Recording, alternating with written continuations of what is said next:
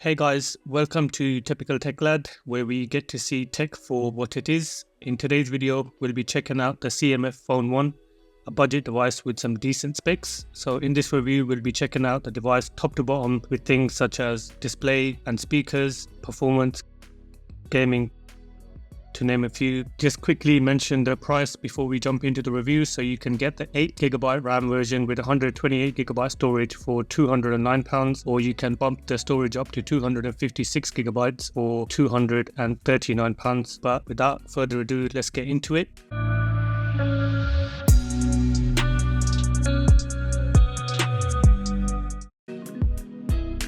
So we'll just have a quick look to see what we actually get in the box. So we've got the Phone 1 sitting on top, but we'll be checking that out in a second. So we have the USB-C to USB-C cable. We get a start guide booklet and then a SIM tray ejecting tool, and then the Phone 1 itself. Once again, no charging brick included, which is becoming the norm now, so kind of expect it really. So up front we have the 6.67-inch Super AMOLED display with 3 symmetrical bezels on the sides and the top, and then a slightly thicker chin bezel. To the right hand side we have the lock/power button in this nice kind of matte finish. Around the bottom we have the SIM/SD card tray, USB-C port, and then the single firing bottom speaker. And then we have space for 2 nano SIMs or 1 nano SIM and SD card up to 2TB. To the left side we have the volume buttons and then a microphone on the top. Around the front we have a 16-megapixel punch-on camera and then the speaker there built into the bezel. Then to the back we have the dual camera setup with flash, which is a 50-megapixel and portrait sensor, and I do like this matte finish on the back. You can also remove these 4 screws to swap out the back cover to switch out colors, and you have various options there. And down here in the bottom we have the accessory point, which you can just screw off, and it allows for various accessories to be attached, such as a stand, lanyard or card case, which can be purchased on nothing.tech. So moving on to display, the Phone 1 has a 6.6-inch Super AMOLED LTPS display at 395 ppi, has 8-bit color, Ultra HDR+, and then it's running 120Hz adaptive refresh rate. Typical brightness is at 700 nits and then peak brightness at 2000 nits, so that's really good and can get quite bright. Quick look in the settings, usual stuff here, dark theme. If you wanted to check that out, we've got colors, we have Alive and Standard, so Alive's a bit more saturated colors. And then we have display refresh rate, so you can pick from high, and that's adaptive up to 120Hz, or you can stick to 60 with the standard option. And then you can turn on and off HDR display. We have further options in lock screen settings, so different things here. You can add widgets to your lock screen. Normal stuff here, tap to show lock screen, lift to show lock screen, and then, you can add text on there if you wanted. We'll just have a quick look at what options we have in sound and vibration, and there's nothing here really that lets you pick from sound options such as Dolby Atmos along those lines. So viewing angles are not too bad, with only a slight shift in temperature, but still good enough. And then outdoor viewing is fine with just a normal reflectivity, but screen is perfectly legible. And then we have wideband level 1 support on Netflix with full HD playback. But let's check out some media along with how the single bottom firing speaker actually sounds. That robot's arms sounds nice. And this one time we raised a civilization living on a zit on my face, and Grandpa helped me rule over it as queen. It sounds like you guys are a real family now. I mean, it's not the best speaker, but it's not the worst either, so it's okay, I would say. Nothing to write home about really.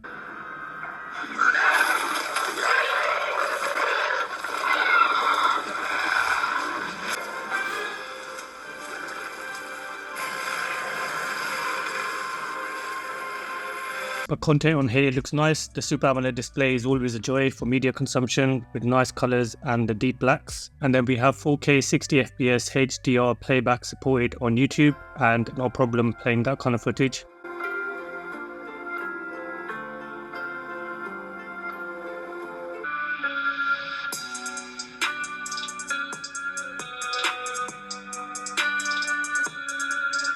Buttons on the pen, so we have a spotlight button, screenshot button, and the writing button, and we can see the tip of the pen here. So the Phone 1 is powered by the MediaTek Dimensity 7300 chip, and that comes with 8GB of RAM, which is expandable by an additional 8GB via RAM booster. we'll have a quick look at benchmark scores. So for Geekbench 6, we get 999 on the single and 2551 on the multi, and 22 665,014. So scores reasonably on there. While I stress this, frame rates ranging from 13 FPS to 23, so decent, but obviously not hitting the higher end. And then we have the read and write speeds here if you're interested in that. And then we'll have a quick look with your network and internet, usual stuff here, airplane mode, hotspot and tethering if you wanted, data saver, VPN, and connected devices. There's no NFC on this phone. And then generally looking at the software, we can pick from Nothing's widgets here, which are really nice. And then you can also customize your home screen with the Nothing skin, or you can have default, whichever you prefer. I personally like to stick to the default one, to be honest. It has its own icons for various apps, but you can see not all apps have a Nothing icon. And then you have a wallpaper studio, which you can use AI to create different wallpapers. We'll just have a look at speed of opening apps. Really decent. Not the snappiest out there, but load quick enough.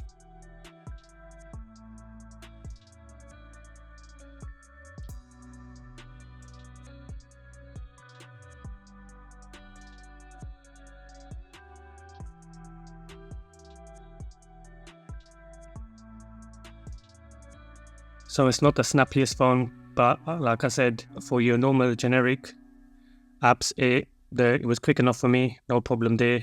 I was content with that.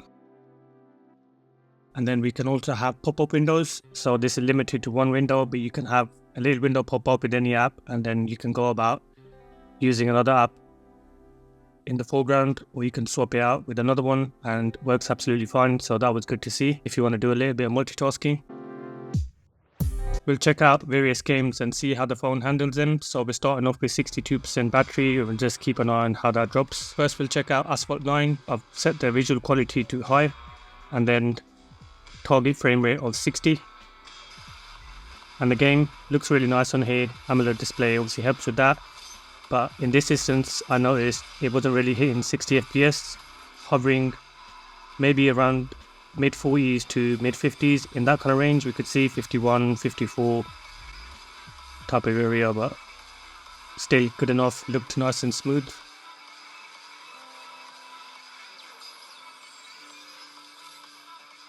Next, we'll check out Call of Duty Mobile Warzone, and then we only have low and very low for the visual quality, and everything else I've set to high.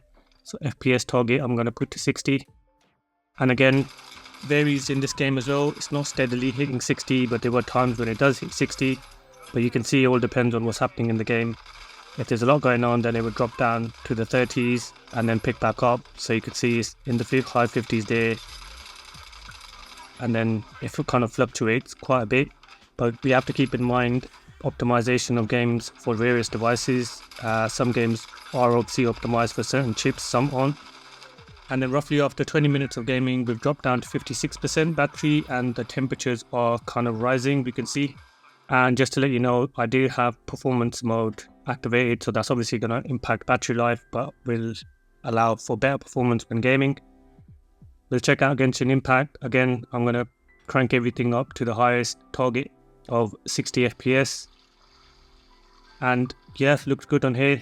Same kind of situation as Call of Duty Warzone, where we're hitting high 40s, mid 50s. But no problem playing. Was smooth enough, obviously not 60 FPS smooth, but still really good. Looked nice on this display again.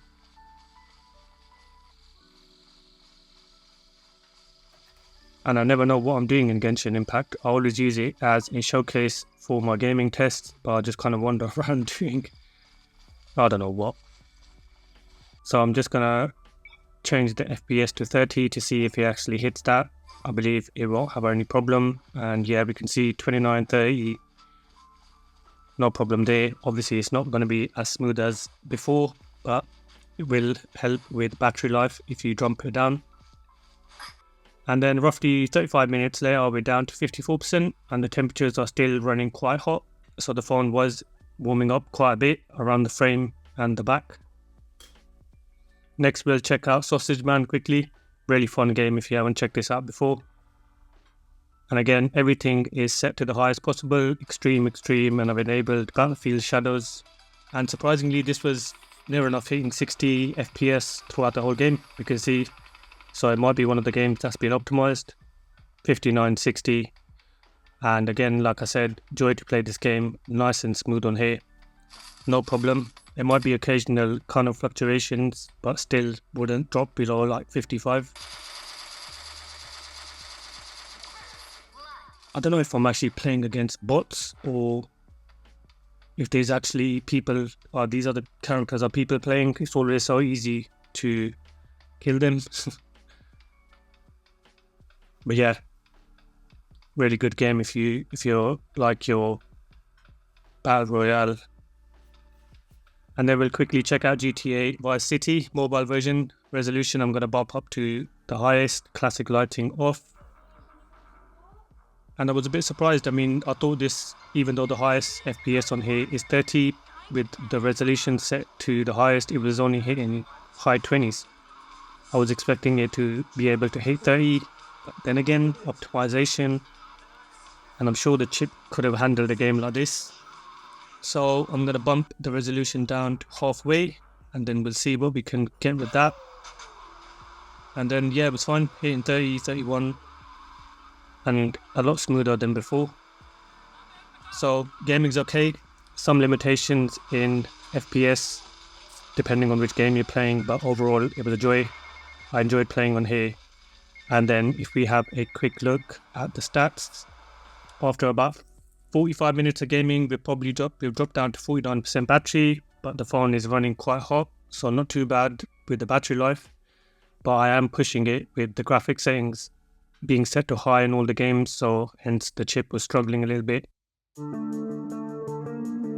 So the Phone 1 comes with a 5000 mAh battery. It supports 33 watt charging, 5 watt reverse wired charging, and there's no wireless charging on this phone. But in the settings, we can see various things, various options. We have your battery usage chart, adaptive battery, which is a common thing on all the phones nowadays. And then we can also do battery health. So you have smart charging mode, and then you also have custom charging mode if you want to limit the charge between 70 and 90, so that can help preserve the battery. My use, I was quite impressed with it. I got near enough a day and a half, but you have to keep in mind I was kind of pushing the phone. We can see on my PC mark test, it got 10 hours, so that's decent, good, and that's with the screen brightness set to 75%, high refresh rate, and speaker volume set to 25%.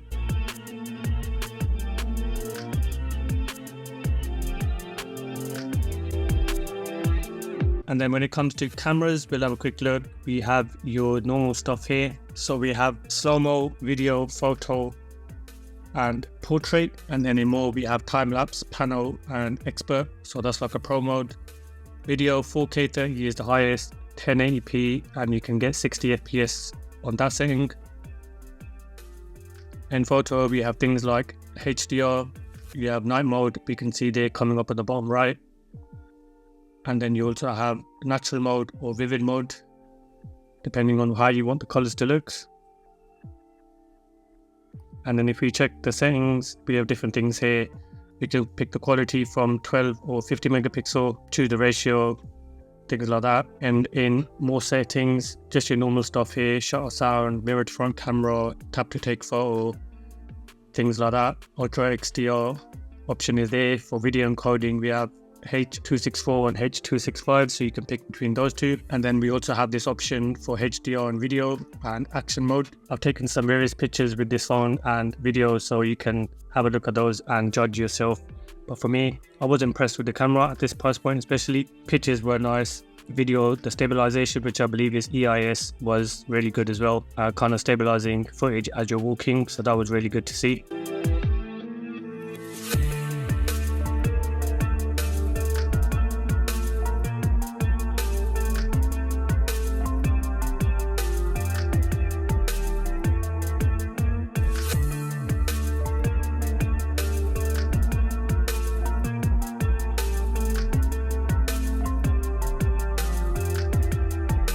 Checking the camera out, 4K 30. Just walking around, so we'll check out image stabilization, which I believe is EIS.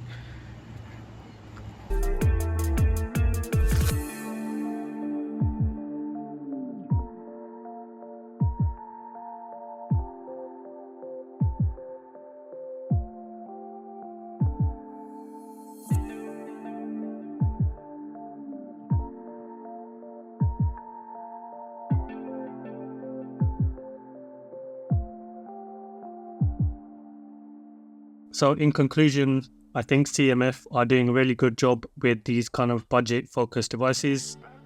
Some people might argue if this is actually in the budget category, where that threshold ends and starts is highly debated. Some people say a phone below £100 is budget, anything over isn't. But for me, I think getting this phone on the early bird deal at £179 definitely falls into the budget category for me. And what CMF have done is quite impressive at this price point, with a really nice display. Speaker wasn't too impressed with, to be honest. It's only a single bottom firing speaker, didn't have much depth to it, but still we have to keep the price point in mind. Cameras, like I said, were good on here. Performance is good. Whether that holds up down the years, we'll have to obviously see. Gaming, like I said, was good enough for me. If you're obviously looking for intense gaming, higher graphics, high FPS, then obviously you'll have to look elsewhere. Limitations on phones at this price are to be expected. But for me, even though all of these things, it still does feel like a budget phone at the end of the day. I mean, the matte back cover is a nice touch. The ability to swap out back covers and the accessory point, allowing you to add different accessories, is another plus point. So you can kind of have that modular aspect to the phone, which is good to see, allows customization. And obviously they have released CAD files for the phone so people can print their own accessories, so to speak. But yeah, I would give this a phone a thumbs up, purely based on the price point and what we actually are given in this package as a phone. So yeah, it was a good experience for me and I definitely enjoyed using it. Anyways, that's all from me, guys, and I'll hope to catch you in the next video. Take care.